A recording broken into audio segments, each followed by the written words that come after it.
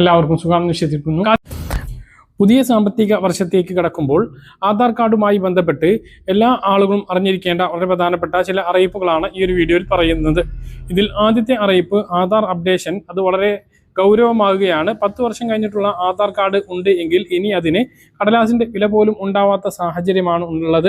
Aadhaar card ഉണ്ടോ, number ഉണ്ടോ എന്ന് ചോദിച്ചാൽ അത് കൊടുക്കാം എന്നല്ലാതെ അതുകൊണ്ട് കാര്യമായിട്ടുള്ള ഉപയോഗം ഉണ്ടാകില്ല. അതുകൊണ്ട് തന്നെ 10 വർഷം കഴിഞ്ഞിട്ടുള്ള ആധാർ കാർഡ് നിർബന്ധമായും അപ്ഡേറ്റ് ചെയ്യണം. ആധാർ കാർഡ് പൂർണ്ണമായും ഡിജിറ്റലിലേക്ക് മാറുന്ന സാഹചര്യത്തിൽ നമ്മുടെ ഫേസ് ഒതന്റിക്കേഷൻ വളരെ പ്രധാനപ്പെട്ടതാണ്. 10 വർഷം മുമ്പുള്ള രൂപമായിരിക്കില്ല പല ആളുകൾക്കും. അതുകൊണ്ട് തന്നെ ആധാർ കാർഡ് പുതുക്കുമ്പോൾ നിർബന്ധമായും പുതിയ ഫോട്ടോ നൽകാൻ വേണ്ടി ശ്രദ്ധിക്കുക. ബയോമെട്രിക് അപ്ഡേഷനും ചെയ്യാൻ വേണ്ടി ശ്രദ്ധിക്കുക. മൊബൈൽ നമ്പർ നിർബന്ധമാണ്. മൊബൈൽ നമ്പർ നേരത്തെ ചേർത്തത് മാറിയിട്ടുണ്ട് എങ്കിലോ ഇതുവരെ ചേർത്തിട്ടില്ല എങ്കിലോ ആധാർ കാർഡിൽ മൊബൈൽ നമ്പർ ചേർക്കുക. വീട്ടിലെ എല്ലാ അംഗങ്ങളുടെയും ഇത് ചെയ്യണം. ഒരു മൊബൈൽ നമ്പറിൽ തന്നെ ഒന്നിൽ കൂടുതൽ ആളുകളുടെ ആധാർ ലിങ്ക് ചെയ്യാവുന്നതാണ് എന്നുള്ളതും ഓർമ്മിപ്പിക്കുന്നു. ഇനി മറ്റ് ആധാർ അറിയിപ്പുകളിലേക്ക് വന്നാൽ, ആധാറുമായി ബന്ധപ്പെട്ട് വളരെ പ്രധാനപ്പെട്ട പുതിയൊരു അപ്ഡേഷനാണ് ഇപ്പോൾ വന്നിട്ടുള്ളത്. നേരത്തെ ഉണ്ട്, അത് കുറച്ചുകൂടി കാര്യക്ഷമമാക്കിയിട്ടുണ്ട്. ഇതാണ് ഈ ഒരു വീഡിയോയിൽ നിങ്ങളുമായിട്ട് പങ്കുവെക്കുന്നത്. സർക്കാർ സേവനങ്ങൾ ജനങ്ങളിലേക്ക് വേഗത്തിൽ എത്തിക്കുന്നതിൻ്റെ ഭാഗമായി ഡിജി ലോക്കർ മുഖേന ആധാർ കാർഡ് വാട്സപ്പിലൂടെ ഡൗൺലോഡ് ചെയ്യാനുള്ള സൗകര്യം കേന്ദ്ര സർക്കാർ സജ്ജമാക്കി. My gov help desk chat bot വഴിയാണ് ഈ സേവനം ലഭ്യമാക്കുന്നത്.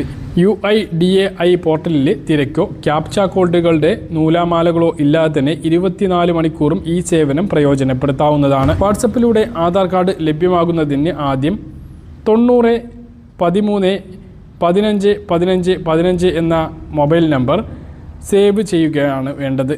വാട്സപ്പ് തുറന്ന് ഈ നമ്പറിലേക്ക് ഹായ് അല്ലെങ്കിൽ നമസ്തേ എന്ന സന്ദേശം അയക്കുക. ചാറ്റ് ബോട്ട് നൽകുന്ന ഓപ്ഷനുകളിൽ നിന്നും ഡിജി ലോക്കർ സർവീസ് എന്നത് തിരഞ്ഞെടുക്കുക. നിങ്ങൾക്ക് ഡിജി ലോക്കർ അക്കൗണ്ട് ഉണ്ടോ എന്ന് ചാറ്റ് ബോട്ട് ചോദിക്കും. ഉണ്ടെങ്കിൽ യെസ് എന്ന് നൽകുക. അക്കൗണ്ട് ഇല്ലാത്തവർക്ക് ഡിജി ലോക്കർ വെബ്സൈറ്റ് വഴിയോ ആപ്പ് വഴിയോ നേരത്തെ അക്കൗണ്ട് വളരെ ലളിതമായി തുടങ്ങാൻ സാധിക്കുന്നതാണ്.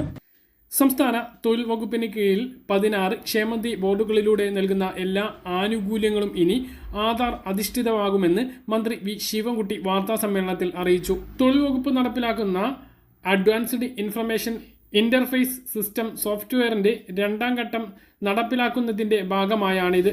ഇനി മുതൽ ആനുകൂല്യങ്ങൾ ആധാറുമായി ബന്ധിപ്പിച്ച ബാങ്ക് അക്കൗണ്ടുകൾ വഴി മാത്രമായിരിക്കും വിതരണം ചെയ്യുക. ഇത് ഇടനിലക്കാരുടെ ഇടപെടൽ ഒഴിവാക്കാൻ സാധിക്കുമെന്നും മന്ത്രി വ്യക്തമാക്കി. AIS സോഫ്റ്റ്വെയറിൽ വിവരങ്ങൾ ശേഖരിച്ചിട്ടുള്ള 16 ക്ഷേമനിധി ബോർഡുകളിലെയും അംഗങ്ങൾക്ക് ആധാർ അധിഷ്ഠിത സവിശേഷ തിരിച്ചറിയൽ കാർഡ് നൽകുമെന്നും മന്ത്രി പറഞ്ഞു. തൊഴിലാളികൾക്ക് സ്വന്തമായോ അക്ഷയ കേന്ദ്രം, ക്ഷേമനിധി ബോർഡ് ഓഫീസുകൾ എന്നിവ വഴിയോ സോഫ്റ്റ്വെയറിലെ വിവരങ്ങൾ പുതുക്കുന്നതിന് വേണ്ടി അപേക്ഷിക്കാൻ സാധിക്കും. തൊഴിലാളികളുടെ സാമൂഹ്യ സുരക്ഷ ഉറപ്പാക്കാനും സേവനങ്ങൾ ഡിജിറ്റൽ സംവിധാനത്തിലൂടെ വിരൽത്തുമ്പിൽ എത്തിക്കാനുമാണ് ഈ പദ്ധതി നടപ്പിലാക്കുന്നത് എന്ന് മന്ത്രി പറഞ്ഞു. അപ്പോൾ 16 ക്ഷേമനിധി ബോർഡ്, തൊഴിലുറപ്പിന് കീഴിലുള്ള 16 ക്ഷേമനിധി ബോർഡിലെ ക്ഷേമത്തിൽ നിന്നുള്ള മറ്റ് സഹായങ്ങൾ, ആനുകൂല്യങ്ങൾ എല്ലാം ഇനി ആധാർ അധിഷ്ഠിത ബാങ്ക് അക്കൗണ്ടുകളിലൂടെ മാത്രമേ വിതരണം ചെയ്യുകയുള്ളൂ. അതുകൊണ്ട് തന്നെ ആധാർ ബാങ്കുമായിട്ട് ബന്ധിപ്പിച്ചിട്ടുണ്ട് എന്ന്, ആധാർ സീഡിംഗ് നടത്തിയിട്ടുണ്ട് എന്ന് ഉറപ്പുവരുത്തണം. സാമൂഹ്യ സുരക്ഷാ ക്ഷേമ പെൻഷൻ, അതുപോലെ തന്നെ ഇപ്പോൾ ആരംഭിച്ചിട്ടുള്ള സ്ത്രീ സുരക്ഷാ പെൻഷൻ എല്ലാം ആധാർ അധിഷ്ഠിതമായിട്ട് തന്നെയാണ്. അത് തുടക്കം മുതൽ തന്നെ അങ്ങനെയാണ്. ക്ഷേമ ബോർഡുകൾ കൂടി അങ്ങനെയാകുകയാണ് എന്നുള്ളതാണ് ഏറ്റവും പ്രധാനപ്പെട്ട കാര്യം. രാജ്യത്തെ ആദായ നികുതി നിയമങ്ങൾ പരിഷ്കരിക്കുന്നതിന്റെ ഭാഗമായി പാൻ കാർഡിൽ നിർബന്ധിതമായിട്ടുള്ള ഇടപാടുകളുടെ പരിധിയിൽ കേന്ദ്ര സർക്കാർ പുതിയ മാറ്റങ്ങൾ വരുത്തുകയാണ്. 2026 ഏപ്രിൽ 1 മുതൽ ഇത് പ്രാബല്യത്തിൽ വരും എന്നും പുതിയ ആദായ നികുതി നിയമത്തിന്റെ കരട് പ്രകാരം ദൈനംദിന സാമ്പത്തിക ഇടപാടുകളിൽ വലിയ ഇളവുകൾ ലഭിക്കുന്നതാണ്. ഉയർന്ന ഇടപാടുകൾക്ക് കൂടുതൽ കർശനമായിട്ടുള്ള നിരീക്ഷണം ഏർപ്പെടുത്തുന്നതോടൊപ്പം ചെറുകിട ഇടപാടുകളുടെ നൂലാമാലകൾ കുറക്കുക എന്നതാണ് പുതിയ പരിഷ്കരണത്തിന്റെ ലക്ഷ്യം. കരട് നിയമത്തിലെ പ്രധാന 5 മാറ്റങ്ങൾ ഇങ്ങനെയാണ്. ബാങ്ക് നിക്ഷേപങ്ങൾക്കും പിൻവലിക്കലിനും പുതിയ പരിധി വെച്ചു. നിലവിൽ ഒരു ദിവസം 50,000 രൂപയ്ക്ക് മുകളിൽ ബാങ്കിൽ നിക്ഷേപിക്കാൻ പാൻ കാർഡ് നിർബന്ധമാണ്. എന്നാൽ പുതിയ നിയമപ്രകാരം ഒരു സാമ്പത്തിക വർഷത്തിനുള്ളിൽ ആകെ 10 ലക്ഷം രൂപയോ അതിലധികമോ നിക്ഷേപിക്കുകയോ പിൻവലിക്കുകയോ ചെയ്യുമ്പോൾ മാത്രം പാൻ കാർഡുകൾ നൽകിയാൽ മതി എന്നുള്ളതാണ്. ഇത് വലിയ ആശ്വാസമാണ്. ഇത് ചെറുകിട വ്യാപാരികൾക്കും സാധാരണക്കാർക്കും വലിയ പ്രയോജനകരവുമാണ്. ഇത് മാത്രമല്ല, വാഹനം വാങ്ങുമ്പോഴും ഇളവുകളുണ്ട്. വാഹനം വാങ്ങുമ്പോൾ പാൻ കാർഡ് നൽകേണ്ട തുക 5 ലക്ഷം രൂപയാക്കി ഉയർത്തിയിട്ടുണ്ട്. നിലവിൽ ഏതൊരു വാഹനത്തിനും പാൻ കാർഡ് നിർബന്ധമായിരുന്നു. എന്നാൽ ഇനി മുതൽ 5 ലക്ഷത്തിന് താഴെ കാറുകൾ വാങ്ങുമ്പോൾ പാൻ കാർഡ് നൽകേണ്ടി വരില്ല.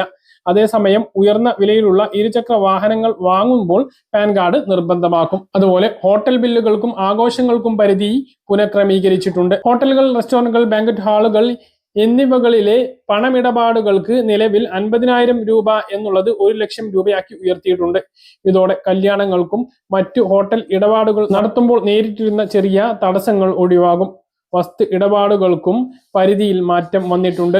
വസ്തുക്കൾ വാങ്ങുമ്പോഴും വിൽക്കുമ്പോഴും പാൻ കാർഡ് ആവശ്യമായ തുക 10 ലക്ഷം രൂപയിൽ നിന്നും 20 ലക്ഷം രൂപയാക്കി സർക്കാർ വർദ്ധിപ്പിച്ചു. വസ്തുവില വർദ്ധിക്കുന്നത് കണക്കിലെടുത്താണ് ഈ മാറ്റം. ഇൻഷുറൻസ് അക്കൗണ്ടുകൾക്കും പാൻ കാർഡ് നിർബന്ധമാക്കി. ഇൻഷുറൻസ് മേഖലയിലെ പുതിയ അക്കൗണ്ടുകൾ തുടങ്ങുമ്പോൾ പാൻ കാർഡ് നിർബന്ധമാക്കാനാണ് സർക്കാരിന്റെ തീരുമാനം. നിലവിൽ വാർഷിക പ്രീമിയം 50,000 രൂപയ്ക്ക് മുകളിലുള്ളവർക്ക് മാത്രം പാൻ കാർഡ് നിർബന്ധമായിരുന്നുള്ളൂ. ഇനി മുതൽ എല്ലാ ഇൻഷുറൻസ് അക്കൗണ്ടുകൾക്കും പാൻ കാർഡ് വിവരങ്ങൾ നൽകേണ്ടി വരും. മറ്റു മാറ്റങ്ങൾ ഇങ്ങനെയാണ്: ക്രിപ്റ്റോ ഇടപാടുകളുടെ വിവരങ്ങൾ എക്സ്ചേഞ്ചുകൾ നിർബന്ധമായും റിപ്പോർട്ട് ചെയ്യേണ്ടതാണ്. ഡിജിറ്റൽ കറൻസി ഔദ്യോഗിക പണമിടപാടായി അംഗീകരിക്കുക തുടങ്ങിയ മാറ്റങ്ങളും കരട് റിപ്പോർട്ടിലുണ്ട്. കരട് നിയമത്തിൽ പൊതുജനങ്ങൾക്ക് അഭിപ്രായങ്ങൾ അറിയിക്കാൻ കേന്ദ്ര സർക്കാർ അവസരം നൽകിയിട്ടുണ്ട്. പറഞ്ഞ കാര്യങ്ങൾ കൃത്യമായിട്ട് മനസ്സിലാണെന്ന് കരുതുന്നു. ഇതുപോലെ ഇൻഫർമേഷൻ ലഭിക്കാൻ ചാനൽ സബ്സ്ക്രൈബ് ചെയ്യുക, ബെൽ ഐക്കൺ എനേബിൾ ചെയ്ത് വെക്കുക. മറ്റൊരു വീഡിയോ വീണ്ടും കാണാം. ദൂരേക്ക് ബൈ.